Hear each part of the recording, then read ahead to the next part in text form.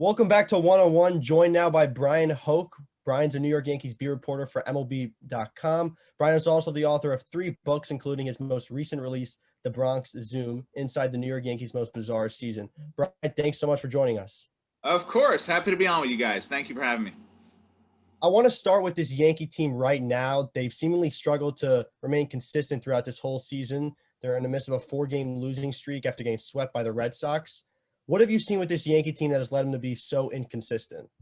Oh, you said it right there. Consistently inconsistent. That's the one thing we could say about this Yankee team. And this is a team that was supposed to be a powerhouse. A lot of us picked them to win the American League East, to go deep into the postseason, potentially bring home a 28th World Series championship. And to this point, just have not seen it. There are stretches where they seem to be putting it together. Their pitching carried them for a while, but really it hasn't seemed to sync up. And if it was April or May, you might be able to say it's early, but they're coming up on the All-Star break here, and they've spent almost 81 games spinning their wheels. So if they are to be the team that we thought they were going to be, they're going to have to pick it up in a big way starting right now.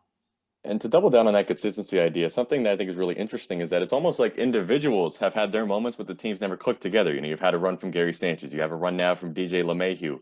Why do you think it is that it's almost been like a group of individuals getting it going as opposed to one collective team clicking at the same time? Yeah, you're right. And, Aaron Judge has been one of their best offensive players wire to wire here, but he couldn't do it all by himself. And I think they've had so many outages in the lineup where, if you look past like the 5th and 6th spots in the lineup, it has just been a dead zone, and they're not getting production. And it's really hard to keep the line moving when you've got so many guys slumping at the same time. So yeah, 1 or 2 guys get hot, but they can't carry the team all by themselves. They need to play as a unit. That's the way this sport moves. And, solo home runs are just not going to get it done at the end of the day. And, they got a couple last night. Gio Urshela hit one, and Giancarlo Stanton hit one, and guess what? They lost the game. So, you got to get that traffic on the base pass. You got to get guys really putting together consistent at bats. And then, once in a while you can play for that 3-run homer. Yeah, I think one of the most interesting things with this team has been like the sense of complacency that's been noted by fans and the media with maybe losing or just not showing up to the ballpark every day to play. Has that been something you've noticed being at every game this season, or is this team look like they're continually trying to reverse that narrative? I think they're trying. I think they're banging their heads against the wall, trying to do whatever. It's not a lack of effort. I don't see that. I think that there is frustration for sure. There's disappointment because, as I said, this is not a team that was coming in to say, give it the old college try and, we'll see what happens. This is a team that was built to win a World Series. Everybody was talking about championship caliber team. And, coming off the disappointment of last year where the Yankees, frankly, thought they should have played better and should not have lost the division to Tampa Bay. They really wanted to come back and make a statement. And thus far, you just haven't seen it. And I think that one of the most interesting things is, we're all in the press conferences and we all hear it. And the beginning of the season, there was a lot about patience, about the lineup's going to get it going as the year goes along. But now you hear a much different dialect from someone like Aaron Boone, who says the season's on the line now. Now the talk is cheap conversation. So where do you fall in that conversation about, it's time to get it going, it's almost too late versus it's patience? We're only a few games back. We've got a lot of the season left to play. Which side of that kind of mindset do you fall on when you look at the Yankees right now?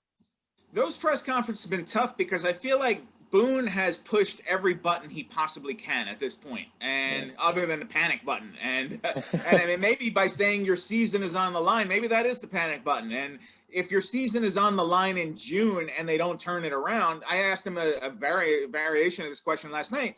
It didn't work. You said your season's on the line and then your team went out and lost again. Now what do you do? What's left? Do you go in and flip the buffet table and scream and yell at guys? And is that going to turn it around? I think you've got a team of 26 professional guys here who obviously want to succeed. Nobody wants to go out and lose and to play the way they've played, but it's just not clicking. And I wonder if it's a chemistry issue or what. Or is it the hangover effect from last year's strange year? I guess that could be part of it, but there's a lot of teams around the majors who are doing just fine. So that tells me it's an internal problem with the Yankees, and something's not right and they've got to figure it out.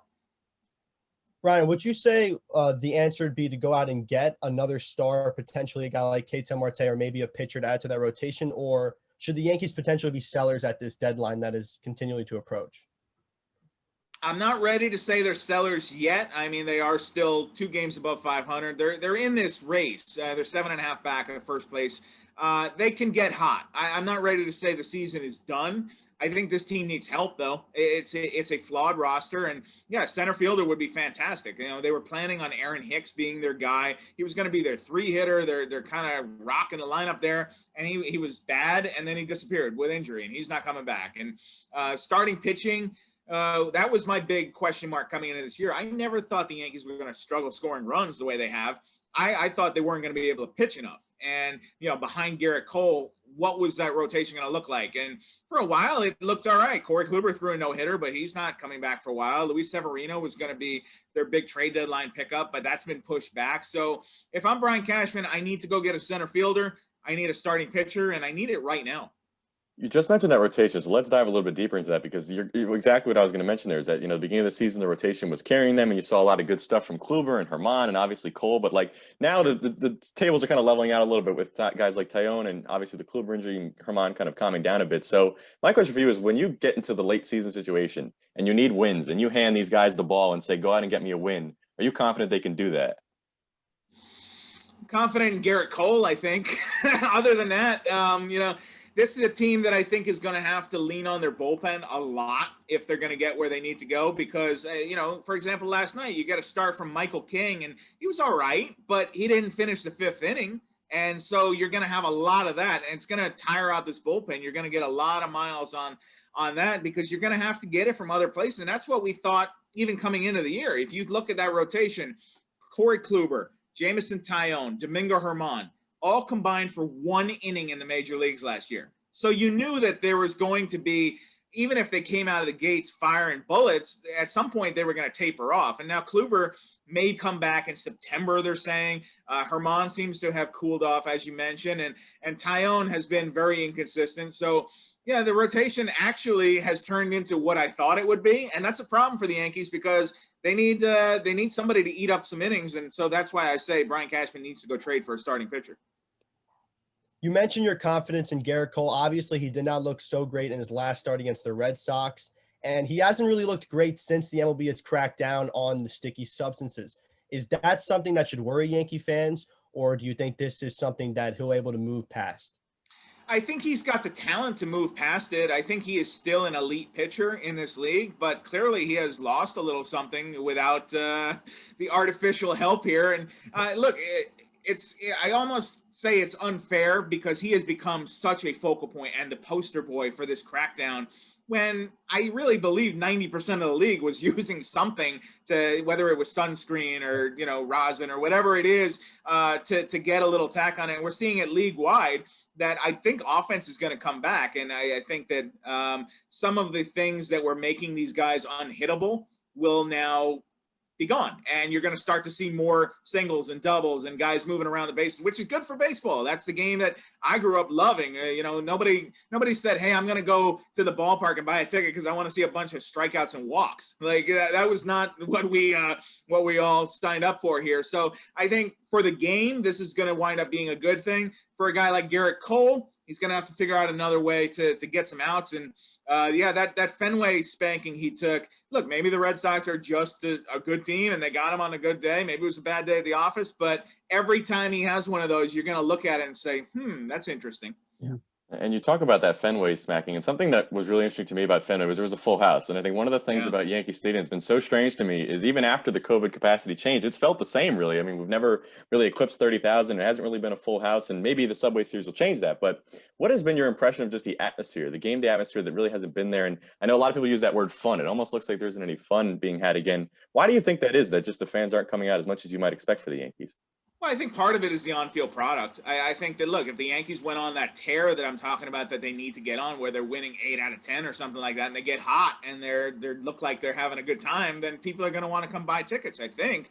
I certainly hope so. But yeah, no, I mean, being up there at Fenway Park, I was up there for that series. The place was packed 3 straight games, and clearly there's excitement because it's the Yankees in town, and they had a big celebration of Dustin Pedroia. There were reasons to come out to Fenway, but that place felt alive, and I haven't quite felt that so far in Yankee Stadium.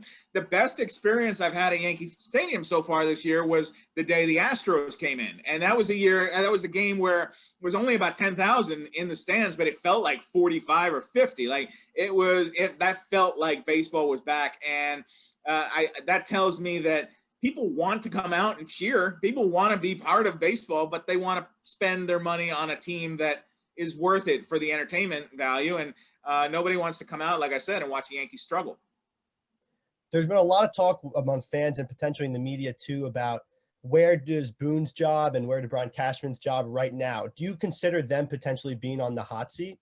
Yeah, I've been asked this a lot. And people say, is Boone on a hot seat? And I say he's on a warm seat. I think that the Yankees have never made, in Brian Cashman's time, going back to 1998, they have never fired a manager in season. They've never fired a coach in season. Cashman said he has no intention of doing that now. So that tells me I think they're going to get the rest of this year to figure it out. But look at the history of how the Yankees have parted with their managers. Joe Torre, contract expired, they let him go. Joe Girardi, contract expired, they let him go. Aaron Boone's contract is up after this year. So if they don't make the playoffs, I think that that is definitely a real conversation they're going to have. You look back at Boone, he won 100 games back-to-back years, first couple of years. I think the pandemic year, you have to kind of throw that out. But this year here, if they sense that he's not the guy to motivate and drive this team to the next level, then they might have to make that change. You talk about the playoffs, and the last thing I want to ask you about the season right now before we get into the book is a little bit about just the future outlook. When you talk about coming into the season, it was obviously a lot about World Series of Bust was really what a lot of people were saying, and now it's almost like making the playoffs might even be considered a win with the way things are going. So when you look at where we're at right now, has your expectations almost kind of downgraded a little bit to just the playoffs, or are you still kind of keeping that outlook that this could still be the team that we all expected coming into this season?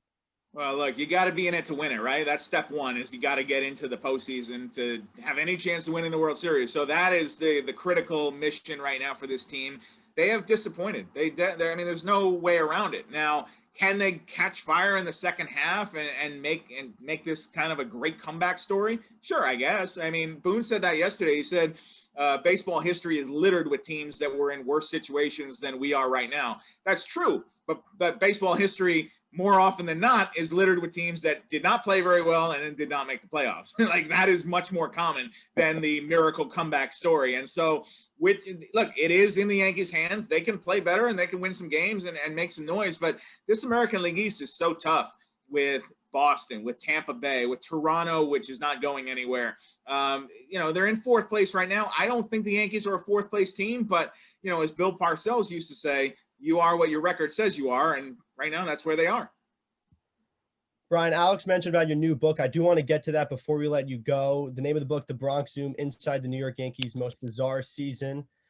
I just want to know what drove you to write this book. Obviously, it was a really weird year for a lot of people and a weird season for everyone in the MLB with no fans and only 60 games. But was there anything specifically that drove you to write this book? Yeah, when baseball restarted in July, look, I was with the Yankees in spring training when things shut down, and there was so much uncertainty and misinformation. We had no idea what was going on. The players came off the field March 12. They told us opening day will be delayed by at least 2 weeks. And so I figured, 2 weeks, that's not so bad. And then you fast forward and it's July 23rd, and now you're finally getting the season started. And, probably in that first week where, if you remember, the Yankees were in a series, obviously COVID is raging. We don't have a vaccine at that time.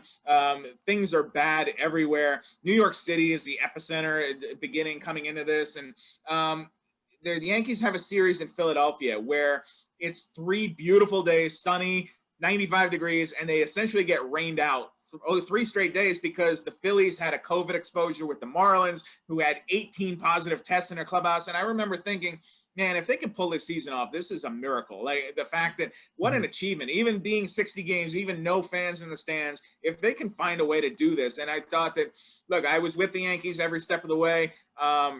It's a Yankee book, but it's a baseball book. But it's also a book about 2020 and all the things we went through in that season. And I was amazed at how much more than any other year I've been on the beat. I've been on the beat since 2007. Real life and baseball intersected in 2020. You were dealing with a pandemic. You were dealing with Black Lives Matter and the social justice movement. You were dealing with the presidential election of Trump versus Biden that everybody had an opinion on and nobody could look away from. And it all kept batting up against baseball and the Yankees. And it was just wow, I can't believe how that much this keeps overlapping. And I thought there was a book there, and I wanted to tell the story of, how these human beings, not just the athletes, but a human story of how we all got through 2020. We all lived it together. We all have our story of the pandemic, but this is the Yankee story of it.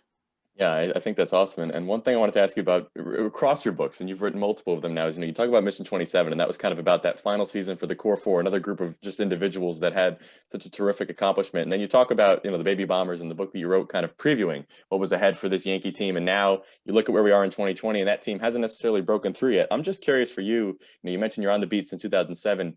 How this team kind of compares to some of the other ones that you've written about and you've watched over the years, and the 2020 season as a part of it. What's really unique about this team? Maybe either why they are where they are, or who they are, and just what do you think is special about it? About the 2021 team, the Yeah, current specifically, team sure. that we're watching. I think there's a lot of star power on this team, and that's one thing that the Yankees have always had is star power. People care when the Yankees come into town. Traveling with the '09 Yankees, it was like being with the Beatles, because Jeter and A-Rod and Posada and Andy Pettit and Mariano Rivera. You would go to a city, we'd go to Minneapolis or Boston, whatever, and there would be people packed 20 deep outside the hotel. It was like a rock band was coming to town. And I'm not sure the Yankees have that level here, but you've certainly got recognizable players with Aaron Judge and Giancarlo Stanton and, to a certain extent, DJ LeMahieu. I mean, Garrett Cole, of course. And you've got some of the biggest names in the game, and I think that's the parallel is the Yankees are built around stars. They're always recognizable. The brand is always there. But this year in particular, just the on-field performance has not matched up to what we all expected. And look, if you take the uniform away and the city away and you say this is the Kansas City Royals and they're 2 games over 500, they'd be thrilled. The Pirates, they'd be thrilled. The D-backs for sure would be thrilled with that performance. But these are the New York Yankees. We expect more out of them, and the spotlight burns brighter in New York. There's just no getting around that. Yankees beat reporter for MLB.com. You can catch him on Twitter at Bryan Hoch. Be sure to check out his book, The Bronx Zoom, which is out now. Bryan, pleasure to have you on the show. I appreciate you taking out your time of the day. You got it, guys. Anytime. Thank you for having me.